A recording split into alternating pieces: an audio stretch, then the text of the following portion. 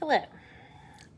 It is Friday, toward the end of January, and I am supposed to be taking a day off today. And something made me check in with one of our kiddos that I haven't heard from in a couple of weeks. And I found out that the reason I haven't heard from this kiddo is, well, his parents, because he's too little, is because they were not able to start the clinical trial that they were supposed to start, and that he is now on hospice at home with his family around him. And that's just always really tough news to take, right? But I wanted to share with you guys because I think it's something that gets lost in the shuffle a lot, especially around pediatric cancers. So the first is really a lot of these children have no hope whatsoever unless they can go on a clinical trial. And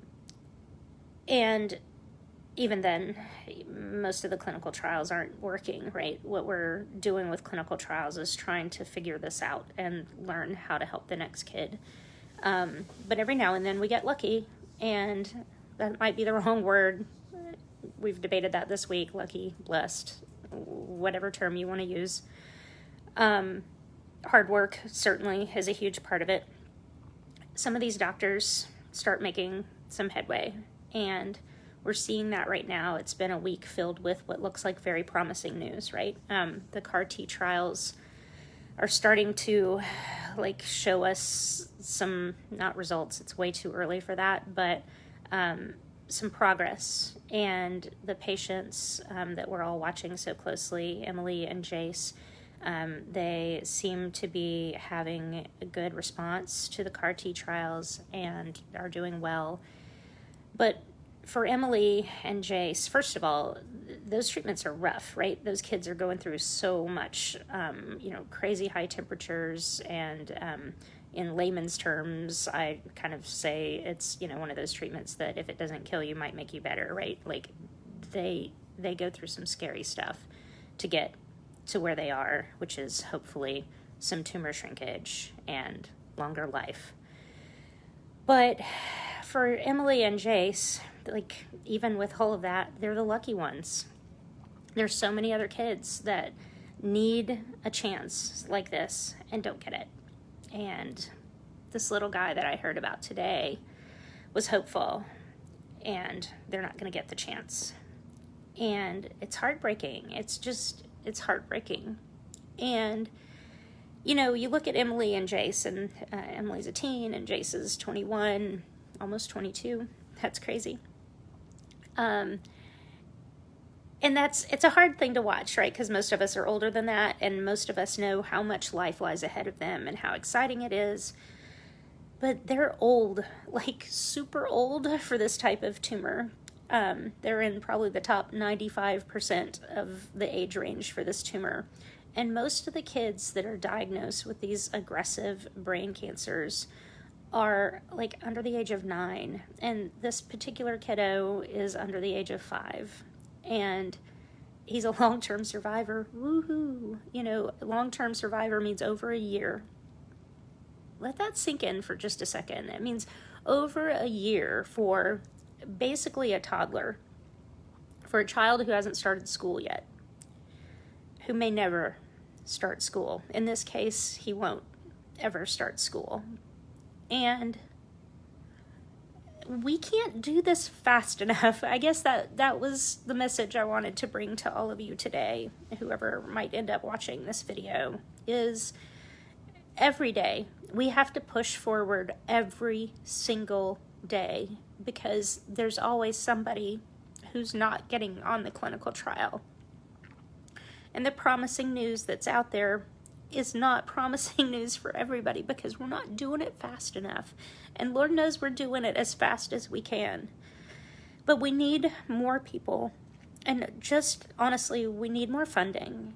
There's answers that we can't get to because we don't have the money to sequence more genomes. CBTN has 4,000 kids in their database, and only about 1,000 of them have been sequenced because we don't have the money.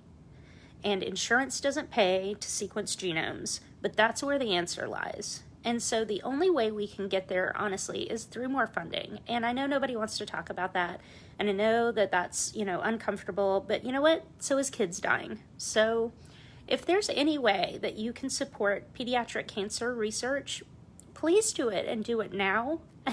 I mean, honestly, $5, $10, $15 a month may not be much in the your life, right? Maybe you skip a Starbucks coffee, or maybe you don't go to the movies this month or something, whatever it is. These kids are worth it, and they need your help. We need your help. So I just wanted to put that out there in the universe today, and hopefully someone will take action who hasn't taken action before. And please, so many of you that watch, I know especially the people that watch my videos are already doing so much, and this is not like to try to get the people who are already giving us their last dime to give more. Like, please don't do that. You know who you are. Please don't do that. But there are so many people who aren't doing anything, and I know, I used to be one of those people, right? I would give randomly to causes and, things that mattered to me at the time, and and those causes would change, and there were times when I wasn't passionately part of anything, and that's who I'm looking for, right? If you're not passionately part of something, please let this be your passion. Please get involved and help these kids, because the answers that we find here are going to really change the way we deal with cancers. And it's not a magic bullet. If we cure this cancer, it's not going to cure all cancers. Please don't think that. But everything that we're learning is being shared with the world, like literally the world. Our data is not locked down. Other people will be able to use these discoveries and not start at ground zero, right? They can move forward from there and stop having to recreate the wheel every time we start a new research project. It's important. So that's it. I'll get off my soapbox, but if you have some extra prayers today, I do not have permission to share the child's name, so I'm not going to, but just know that there's a family out there that's really hurting today that could use some extra prayers. And also, please keep praying for Jace and for Emily and the doctors who are running those clinical trials, because we need that stuff to work, and we need it to work faster. Thanks.